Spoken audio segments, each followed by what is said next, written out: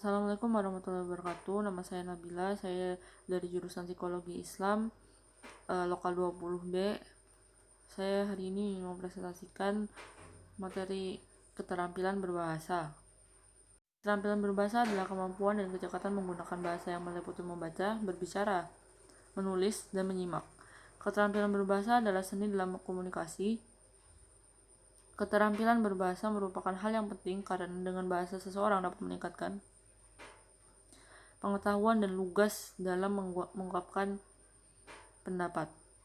Keterampilan berbahasa sendiri memiliki 4 aspek, yaitu keterampilan menyimak, keterampilan berbicara, keterampilan membaca, dan keterampilan menulis. Yang mana keterampilan tersebut saling berkaitan antara satu dengan yang lain yang tidak dapat dipisahkan. Kita akan membahas keterampilan berbahasa dalam berbicara. Berbicara merupakan salah satu jenis keterampilan berbahasa ragam lisan yang bersifat produktif. Tujuan utama berbicara adalah berkomunikasi, yang merupakan pengiriman dan penerimaan pesan atau berita antara dua orang atau lebih, sehingga pesan yang dimaksud dapat dipahami.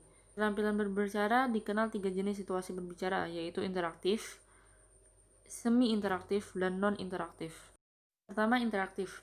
Misalnya percakapan secara tatap muka dan berbicara lewat telepon, yang memungkinkan adanya pergantian antara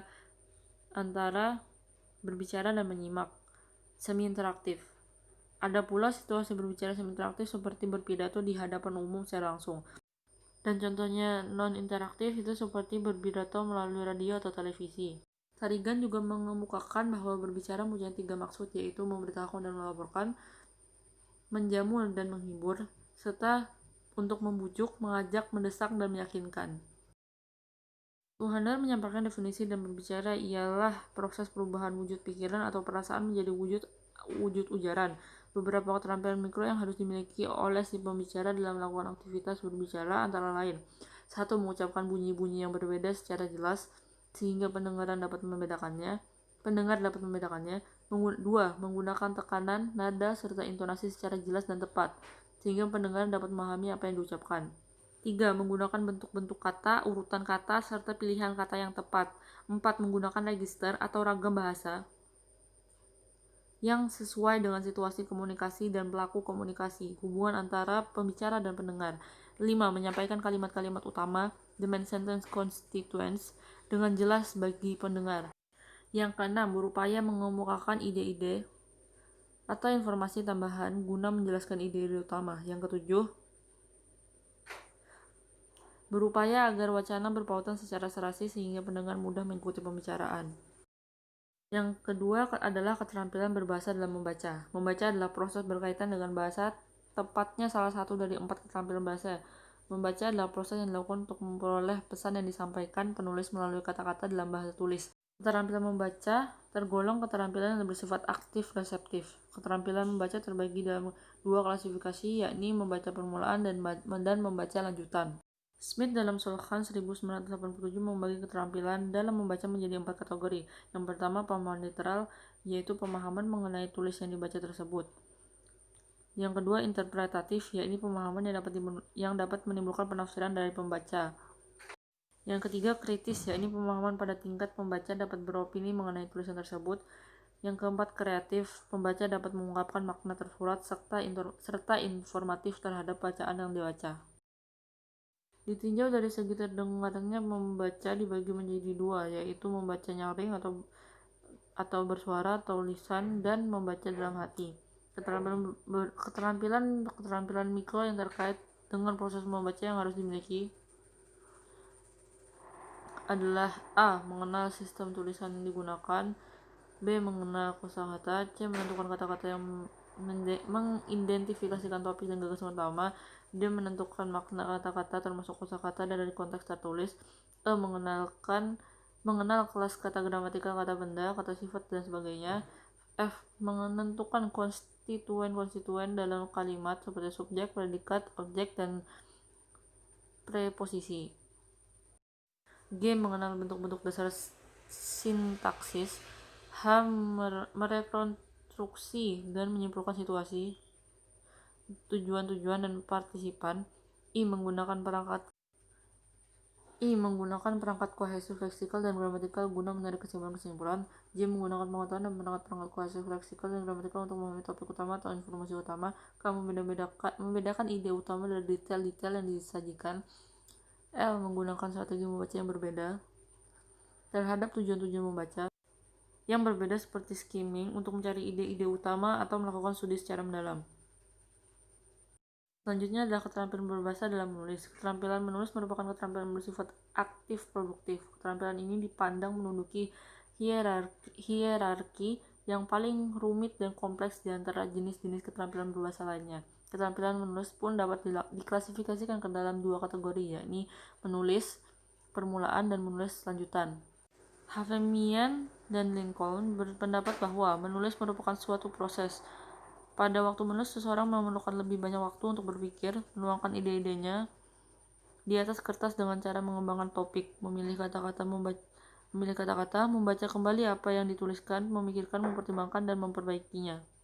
Menulis melibatkan cara berpikir dan kemampuan mengungkapkan pikiran, gagasan, perasaan dalam bentuk bahasa tertulis dengan memperhatikan beberapa syarat, yaitu keteraturan gagasan, kemampuan menyusun kalimat yang jelas dan efektif, keterampilan menyusun paragraf, menguasai teknik penulisan seperti penemuan tanda baca, dan memiliki sejumlah kata yang diperlukan. Keterampilan mikro yang diperlukan dalam penulis perlu untuk A. Menggunakan ortografi dengan benar, termasuk di sini penggunaan ejaan. B. Memilih kata yang tepat. C. Menggunakan bentuk kata dengan benar. D.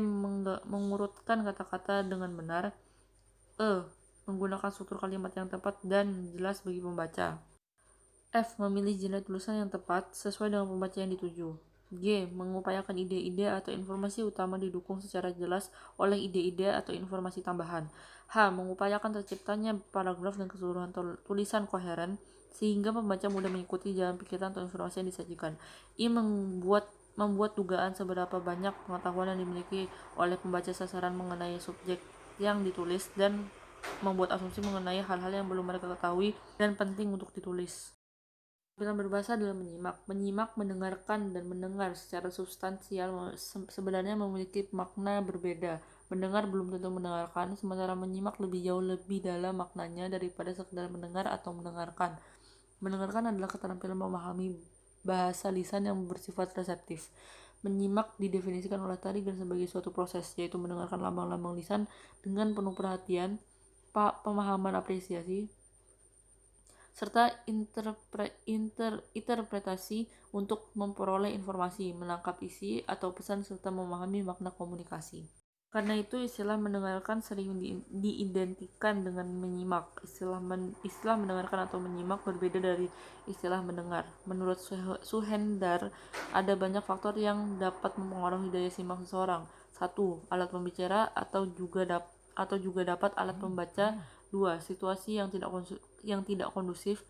3. Latihan yang teratur dan lain sebagainya.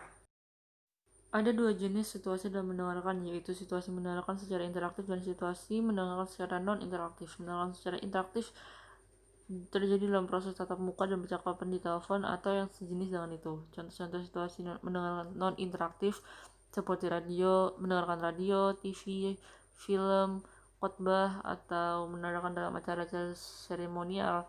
Keterampilan mikro yang terlibat ketika kita berupaya untuk memahami apa yang kita dengar, yaitu pendengar harus menyimak, mengingat unsur bahasa yang didengar menggunakan daya ingat jangka pendek atau short term memory, berupaya membedakan bunyi-bunyi yang membedakan arti dalam bahasa target, menyadari adanya bentuk-bentuk tekanan nada, warna suara, dan intonasi, menyadari adanya reduksi bentuk-bentuk kata, membedakan dan memahami arti kata-kata yang didengar, mengenal bentuk-bentuk kata yang khusus, typical word order patterns, mendeteksi kata-kata kunci yang mengidentifikasikan topik dan gagasan, menebak makna dari konteks, mengenal kelas-kelas kata atau grammatical word classes, menyadari bentuk-bentuk dasar sintaksis, mengenal perangkat-perangkat kohesif, mendeteksi unsur-unsur kalimat seperti subjek, predikat, objek, preposisi, dan unsur-unsur lainnya. Sekian materi dari saya, keterampilan berbahasa. Mohon maaf jika ada salah-salah kata dan banyak kekurangan, karena kesalahan ada pada diri saya dan kesempurnaan kebenaran hanya milik Allah semata. Sekian dari saya, terima kasih. Wassalamualaikum warahmatullahi wabarakatuh.